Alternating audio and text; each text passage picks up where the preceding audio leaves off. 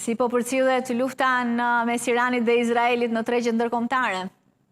Po, me shumë vëmendje dhe me shumë dinamizëm, të thënë të drejtën. Unë në fakt jam që sa ditë në pushime, por më shumë e kam kaluar kohën në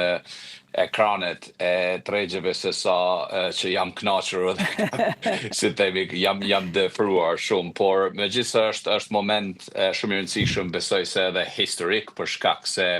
përveç lëkundjeve të fundit që i patëm me ndryshimet gjeopolitike me ardhjen e presidentit Trump, SBA dhe luhatjet në tregje, është moment historik për shkak sepse shumë njerëz që janë investuar në naftë, ta zojmë edhe gazin natyral Iranit ose të vendeve të ndryshme tashmë po marrin kthim të mirë në investime, që është më të vërtet paradoksale për shkak se në të njëjtën kohë kemi raste të vdekjeve të mëdha, njerëzve të pafajshëm, njerëzve të cilët janë në banesat e tyre, në shtëpitë e tyre, dhe ata vdesin nga raketat e lancuara natyrisht nga Irani në targetet izraelite. Pastaj patëm edhe hakmarrjen e Izraelit ndaj Iranit. Pra, është një momentum në tregje që nuk po jo detyrimisht po reflekton mirë në çmimin e përgjithshëm të stoqeve të aseteve të ndryshme, por nafta është në epërsi, janë po ashtu edhe elemente tjera minerale të ndryshme sikurse platinumi, si uraniumi, edhe ari ka marrë një si themi një rivlerësim të madh këto 2 ditë e fundit, për shkak se përveç që investitorët po strehojnë në naftë, sepse e shohin një projektore të ngritjes në ditët në vazhdim dhe në javët në vazhdim. Tashmë jemi në 73, në mes $73-75 për barel. Gjasat janë që nëse vazhdon ky trend mund shkojmë mbi $100 për barel deri në fund vit.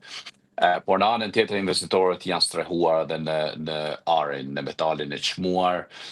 Dollari ka pas rënje këto ditëve të fundit, po ashtu edhe euroja.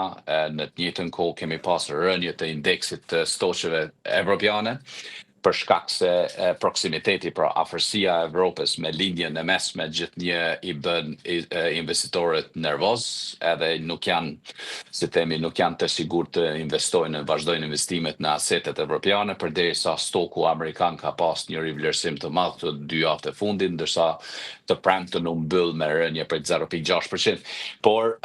mos harrojmë, Esmeralda, në tregje mënyra se si konceptohen, se si perceptohen edhe se si gjykohen luftrat, gjithnjë janë me shanse dhe mundësi për të bler ose për të shitur. Momentalisht jemi në fazën ku po blehet shumë, po blehen mineralet, po blehen asetet infrastrukturore, sepse mos harrojmë, nëse do të kemi një luftë rajonale më të zgjeruar në lindjen e mesme, atë gjithsesi se kurdo që do përfundojë luftë, do të ketë mundësi rindërtimi.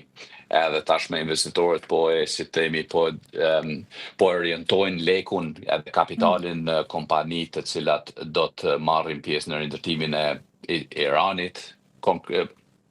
potencialisht Iranit, nëse do të kemi rënje, ose kur do të kemi rënje, sepse tregjet presin rënjen e